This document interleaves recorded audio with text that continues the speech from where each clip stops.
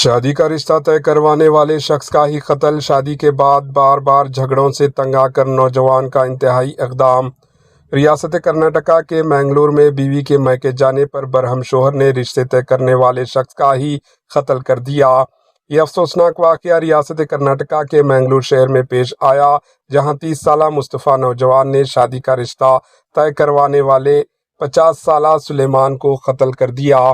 بتایا گیا ہے کہ 8 مہینے قبل سلیمان نے مصطفیٰ کی شادی ایک لڑکی سے کروائی تھی، لیکن شادی کے بعد ہی دونوں کے درمیان جھگڑے شروع ہو گئے۔ تقریباً 2 مہینے قبل مصطفیٰ کی بیوی جھگڑوں سے تنگ آ کر اپنے مائکے چلی گئی۔ بیوی کی چلے جانے سے مصطفیٰ نے شدید غصے میں سلیمان کو الزام ور کھڑا کر دیا۔ اس نے ایسی شادی کروائی جس میں نبھانا ممکن نہ تھا۔